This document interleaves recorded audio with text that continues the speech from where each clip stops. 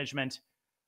He is also, at least visually, in quite a bit of trouble strategically and on the clock. He didn't go for that knight takes g2 line, and Hikaru just tightening the screws, grabbing that e-file, and posing major problems for Fabi, who's got now 7 moves to make in 10 minutes. It looks very uncomfortable for Fabiano. Hikaru in complete control on the left-hand side of our screen here. The open e-file, that diagonal aiming towards the black king, that pawn on h5, just making sure that knight can't get back out to g6 and block on that diagonal. Oof, it's difficult for Fabiano. He doesn't really have an active plan, whereas all of White's pieces are placed with purpose. Danya, Fabi has gone wrong, and he's under 10 minutes. Indeed, and we can see Vidit throwing that knight away. Last gasp, I think Gukesh is just going to pick that knight up and zigzag his queen on the dark squares. Queen h2 and queen g3 will be the end of it. So that game's just moments away, I think, from its conclusion. But again, just to spotlight the professionalism demonstrated by Gukesh, taking his time, making sure that the game doesn't drag on any longer than it needs to. I'm shocked at this development, Robert, in Nakamura Karno. We were talking about maybe Black taking over the initiative, and now suddenly Fabi has landed himself in an incredibly difficult situation. He's gotten out of a similar situation against Vidit. There he was more lost on the board, but less screwed maybe on the clock. This against Hikaru with 9 minutes, that's kind of a nightmare scenario. It is, and I'm looking at both of these boards right now. It looks like Vidit, he is just a couple moves away from either resigning or getting checkmated. And then on the left over here, as we're talking about, Fabiano has no space. He's got no active plan. It seems like he wasted about 6 turns while Hikaru was able to place all of his pieces on great squares. This has just gone completely off the rails for Fabi, even if the evaluation bar is in the middle. Oh, no. What's happening over there on the right-hand side? Gukesh just finds such a beautiful win. He actually doesn't take the knight, but I think knight h5 to f4 is going to set us up for a scintillating mating net. E takes f4, queen takes f4. The viewers can visualize this g4, and Black's g-pawn can deliver checkmate on g5. So that, I think, is the path that Gukesh has chosen to take. But you're right. Fabi's position just keeps getting worse. It's like one of those demonstrations that you do during commentary. Let's say White had 5 moves in a row. As we see, another move by Gukesh. That just shows us how overwhelming this position is. Rook f1, threatening rook f4 with force mate. Fabi has just been standing in place. He's given up his control over the d5 square, and that was his major calling card. It was that blockading square. The knight is now miles, leagues away from the d5 square. It's just getting worse and worse with every turn played. And Fabiano, he spent all that time earlier when he brought his knight forward, and it was a knight that went up to f4 and then immediately backtracked to f8. This is not the way you want to see the game go if you're Fabiano or one of his many fans. But if you're a Hikaru fan, now you're looking across this tournament standing and you're like, okay, Jan is being held, it seems, by Abbasov. Gukesh, he's back to form. But if the results go this way, Danya, Hikaru will be just a half point back of the leaders. Yeah, I mean, crazy to think that this would be the situation just a couple of rounds ago. Hikaru was on -1. He couldn't drum up any chances with the white pieces against Prague, and then poof, that win against Alireza was a huge moment. If, of course, he can convert this position, which is far from a given. I'm also seeing an incredible mate that Gukesh has set up. I think I see why he issued some of the simpler options. It was to set up a mate that the viewers will cherish. I'm not sure if we should go to that board, but we might have time to do that once Vidit resigns. Basically, the threat is now rook takes f5, Robert, and that is Black's move, even if White plays g4. Black can play rook takes f5, sacking the queen and setting up that same g7, g5 mate.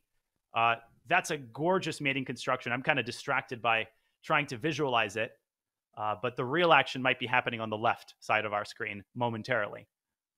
Yeah, there's so many winning paths for Gukesh, but I love that one. I've said love a lot today, but it's because the games have been a lot of fun. So why don't we show that checkmate, Danya? I think we can quickly do that as Hikaru is thinking, and then get right back to showing the viewers what's going down in the All-American clash. So Vidit, he's getting checkmated no matter which way, but why don't you show the beautiful checkmate that you've uncovered?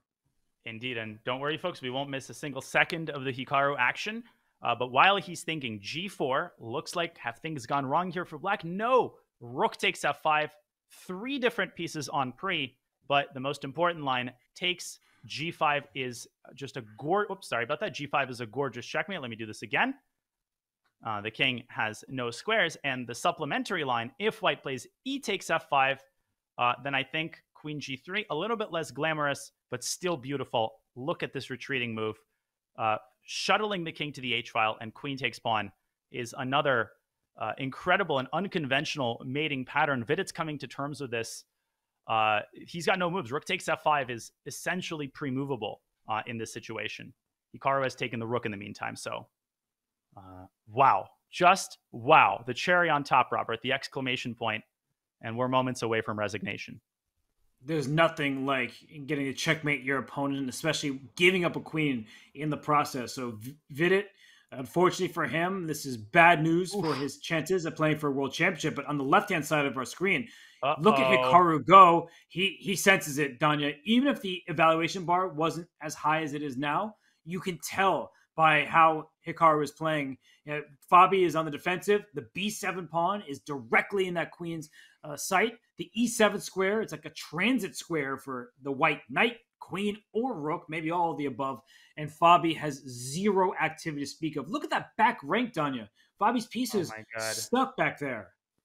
He's dug his own grave on the 8th rank. 4 of his 5 pieces, and maybe even the 5th might slide back to D8. This is incredibly troubling. Fabiano is just going to be, if he loses this game, is just going to be wondering what on earth happened. White is threatening knight E7 check, king H8, and knight back to D5. Look at the bishop on C2 covering the Luft square on H7. So apart from everything else, white actually has a double attack on B7 and on F8. And that decision to spend 20 minutes, let me just call it like it is, unacceptable by Fabiano. Incredible turnaround by Nakamura. He found all of the money moves, but obviously smelling blood the moment Fabi froze in the way that he did just shows us the pressure that is on these players. And Fabiano's not done. I think he's got to hunker down, maybe shift that queen back to D8 and give up B7. And he needs a miracle at this point, as Vidit still hasn't resigned, but will do so any second now.